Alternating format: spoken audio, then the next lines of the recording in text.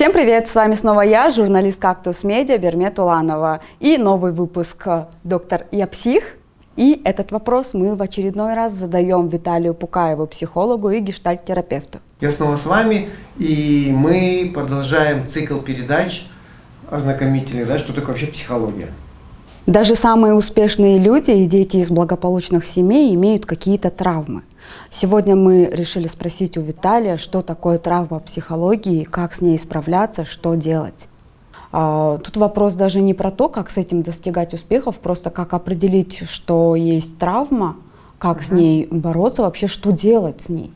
Ну да, психологическая травма, она же разного рода бывает, да, там, не знаю, потеря близкого, потеря отношений, да, потеря работы, какая-то крупная там авария, в которой я поучаствовал, да, это все травма и психологическая травма, да, и чем она отличается от стресса?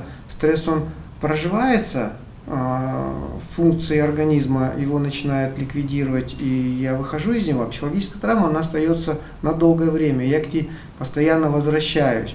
Ну, если не уходить далеко, да, в нейропсихологию, в нейрофизиологию, там, да, что там же подкорка, лимбическая система, это все вкупе работает в момент травмы, и отголоски идут оттуда. Вот. И, соответственно, чем она плоха, эта травма психологическая, да? Тем, что она в последующем мне не дает полноценно жить. То есть она меня отвлекает. Любой там, если, допустим, я поехал, не знаю, куда-нибудь в командировку, и машина, вернее, там, не знаю, дерево упало на мою машину, при этом был дождь, то сейчас мозг вот этот вот зафиксировал момент: дождь, ветер, дерево, поврежденная машина и мой страх, то, соответственно, сейчас там малейший дождь, он может напоминать ту ситуацию, и я ухожу снова как бы в травму. Вот этим она опасна. И что делать? Что делать? Ну, во-первых, с психологической травмой сложно справиться самому. Ну, то есть я сам не смогу с ней справиться. Я знаю, что что-то меня включает, я знаю, что-то погружает меня в страх, тревогу и сердцебиение. И как с этим быть, я не справлюсь. Единственный вариант – это идти на терапию. Терапия позволяет что сделать? Позволяет вот этот вот цикл, круг разорвать. Опять же, да, вернуть в реальность меня. Да, Виталь, в момент травмы, там, когда упало дерево на твою машину, тебя придавило, там, да, и тебе было больно, это было одно. Но сейчас ты в другой ситуации, и сейчас дождь идет, но ветра нету, там дерева нету, и ты не в машине. Соответственно, терапевт учит разграничивать разные реальности, во-первых, да, и приводить к тому, что там ряд методик есть, где я, как терапевт, помогаю клиенту разобраться, вот это, все это разграничить, разбрать и убрать вот эти повторяющиеся связи.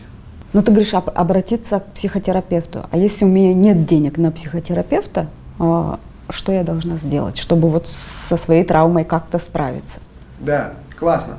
И для этого существует много очень методик для того, чтобы я, заземлился, это называется, да. Это про то, что я пробую там в эти моменты дышать. Это как вот, если дождик, да, идет, если мой пример брать, дождь пошел, я останавливаюсь, дышу, и как только я начинаю ровно дышать, мой мозг насыщается кислородом, и я начинаю говорить себе, что: Виталий, ты сейчас не в той ситуации, ты сейчас здесь. И это разные вещи. Это во-первых, да. Во-вторых, опять же, существует методика, там, не знаю, похлопывание себе, вот это, да? Да, пощипывание себя, либо спрашивание другого, там, например, поговори со мной, я хочу там тебе что-то сказать. Ну, то есть, опять же, это как и методика работы со стрессом, привнесение себя в настоящее. То есть отвлечься, да, от прошлого опыта, да, и быть в настоящем. Да. Очень часто я своим клиентам объясняю фишку про ремешок.